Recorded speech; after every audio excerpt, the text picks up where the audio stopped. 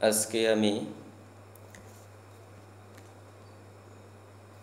Food SI, পিটেট, WBP, KP ইত্যাদি competitive এক্সামগুলোর জন্য অঙ্কের বেসিক বিষয়গুলো নিয়ে আলোচনা করব। তো তোমরা সবাই খাতা কলম নিয়ে বসবে, কারণ খাতা কলম নিয়ে বসলে অঙ্কগুলো বুঝতে সুবিধা হবে। তো শুরু করছি। আমি আজকে টোটাল পাঁচটা টপিক নিয়ে আলোচনা করব। পাঁচটা টপিকই খুবই গুরুত্বপূর্ণ, সবার জন্য খুবই গুরুত্বপূর্ণ বা সব কম্পিটিটিভ এক্সামের জন্য খুবই গুরুত্বপূর্ণ। তোমরা সবাই খুব মনোযোগ দিয়ে ক্লাসটা করো। 1 নম্বর হচ্ছে মৌলিক সংখ্যা। মৌলিক সংখ্যা আমরা কাকে বলবো? যে সকল সংখ্যাগুলোকে এক এবং সেই সংখ্যা ছাড়া অপর কোনো সংখ্যা দিয়ে ভাগ করা যায় না, সেই সংখ্যাগুলোকে বলা হয় মৌলিক সংখ্যা। অন্য ভাষায় বললে বলা যায় যে সংখ্যাগুলোর উৎপাদক মাত্র দুটি, যে সংখ্যাগুলোর উৎপাদক মাত্র দুটি, সেই সংখ্যাগুলোকে মৌলিক সংখ্যা বলা হয় বা প্রাইম নাম্বার বলা হয়। মৌলিক সংখ্যা কোনগুলো?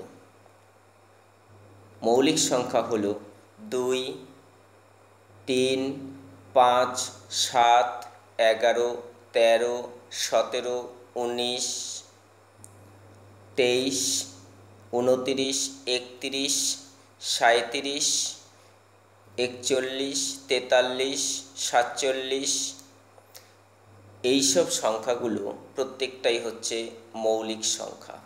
কেন? কারণ এদের উৎপাদক মাত্র 1 এবং সেই সংখ্যা। যেমন 2 এর উৎপাদক 1 এবং 2, বা 2কে 1 এবং 2 দিয়ে ভাগ করা যায়। 3 এর উৎপাদক 1 এবং 3, বা 3কে 1 এবং 3 দিয়ে ভাগ করা যায়, অন্য কোনো সংখ্যা দিয়ে ভাগ করা যায় না। 5 এর উৎপাদক 1 এবং 5, বা 5কে 1 এবং 5 দিয়ে ভাগ করা যায়। 7 এর উৎপাদক 1 এবং 7, বা 7কে 1 এবং 7 ছাড়া অন্য কোনো সংখ্যা দিয়ে ভাগ করা যায় না। এরপরে 11 এর উৎপাদক 1 এবং 11, এই 11কে 1 এবং 11 ছাড়া অন্য কোনো সংখ্যা দিয়ে ভাগ করা যায় না। তাহলে এই ধরনের সংখ্যাগুলোকেই বলা হবে মৌলিক সংখ্যা। এবার আমরা জানব যে জোড় মৌলিক সংখ্যা কতগুলি এবং কি। জোড় মৌলিক সংখ্যা মাত্র একটি আছে, সেটি হলো 2। জোড় মৌলিক সংখ্যা মাত্র একটি আছে, সেটি হলো 2। 2 ছাড়া আর কোনো জোড় মৌলিক সংখ্যা নেই। এরপরে আমরা জানব যে 1 থেকে 10 পর্যন্ত কয়টি মৌলিক সংখ্যা আছে ও কি কি। 1 থেকে 10 পর্যন্ত মৌলিক সংখ্যা আছে 2, 3, 5, 7, অর্থাৎ মাত্র 4টা মৌলিক সংখ্যা আছে। 2, 3, 5, 7 খুব ভেরি ইম্পর্টেন্ট এই প্রশ্নগুলো বা এই বিষয়গুলো। এবার 1 থেকে 100 পর্যন্ত কতগুলি মৌলিক সংখ্যা আছে? 1 থেকে 100 পর্যন্ত মোট 25টি মৌলিক সংখ্যা আছে। 1 থেকে 100 পর্যন্ত মোট 25টি মৌলিক সংখ্যা আছে। তো আমরা মোটামুটি মৌলিক সংখ্যা সম্পর্কে ধারণা পেলাম। এবার আসব যৌগিক সংখ্যা। যৌগিক সংখ্যা হলো যে সংখ্যাগুলোকে 2 বা ততোধিক সংখ্যা দিয়ে ভাগ করা যায়, সেই সংখ্যাগুলোকে বলা হয় যৌগিক সংখ্যা।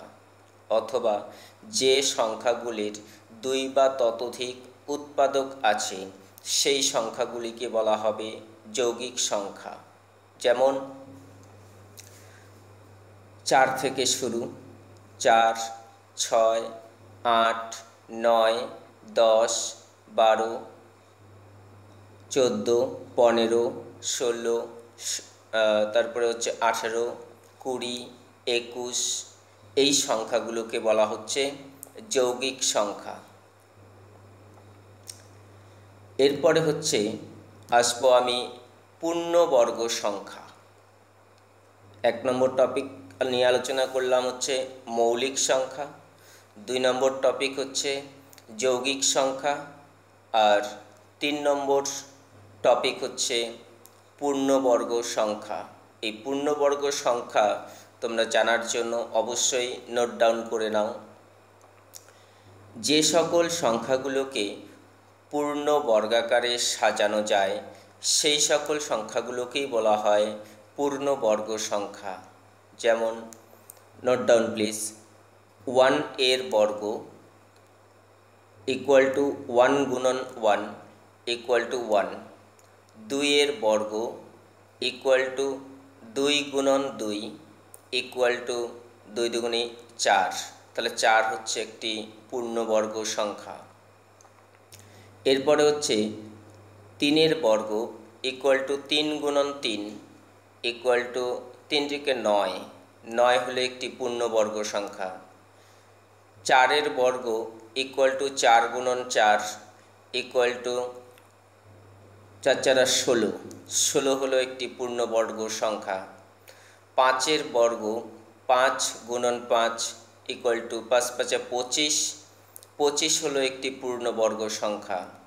একইভাবে 6 এর বর্গ 6 6 36, 7 এর বর্গ 7 7 49, 8 এর বর্গ 8 8 64, 9 এর বর্গ 9 9 81, 10 এর বর্গ 10 10 100, 11 এর বর্গ 11 11 121, 12 এর বর্গ 12 12 144, 13 এর বর্গ 13 13 169, 14 এর বর্গ 14 14 196, 15 এর বর্গ 15 15 225, 16 এর বর্গ 16 16 256, 17 এর বর্গ 17 17 289, 18 এর বর্গ 18 18 324, 19 এর বর্গ 19 19 361, 20 এর বর্গ 20 400, 21 এর বর্গ 21 21 441, 22 এর বর্গ 22 গুণন 22 আসবে হচ্ছে 484 অর্থাৎ 484।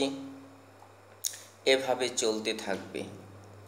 এছাড়া কিছু কিছু সংখ্যা আছে যেগুলো বর্গ, যাদের বর্গ বলাটা খুবই সহজ, অর্থাৎ যে সকল সংখ্যার শেষের ডিজিটটি 5 সেই সকল সংখ্যার বর্গ করে মুখে মুখে বলা খুবই সহজ।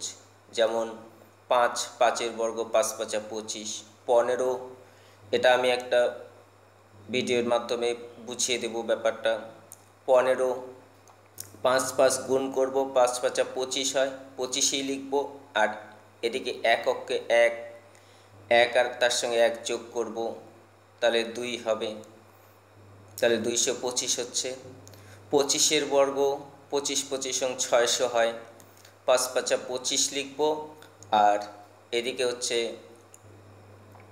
2 দুগুণে 4 আর একটা 2 যোগ করলে হবে 6, অর্থাৎ 625 হবে।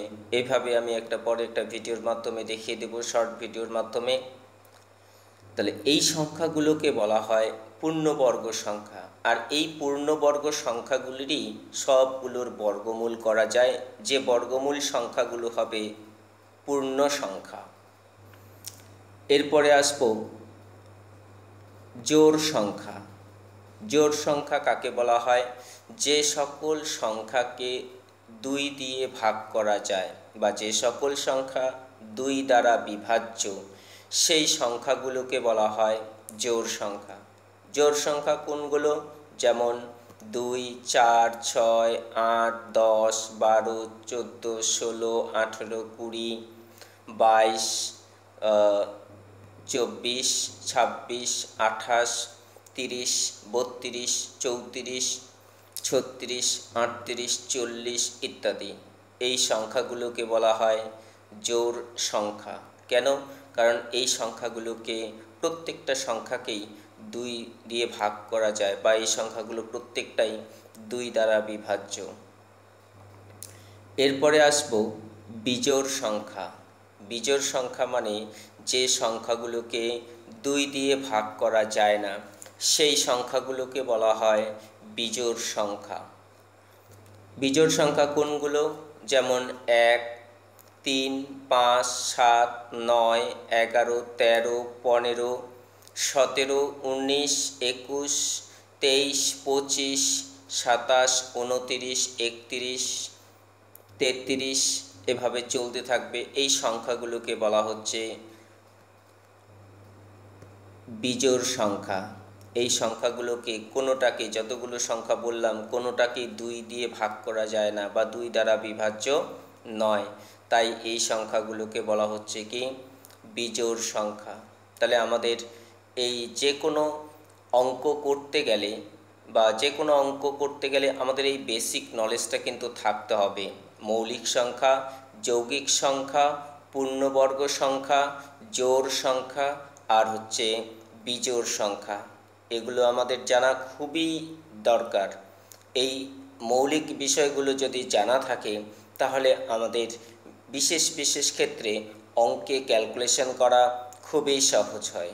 তো তোমরা ভিডিওটিকে না টেনে সম্পূর্ণ ভিডিওটিকে ভালো করে দেখবে, বোঝার চেষ্টা করবে আর নোট ডাউন করবে।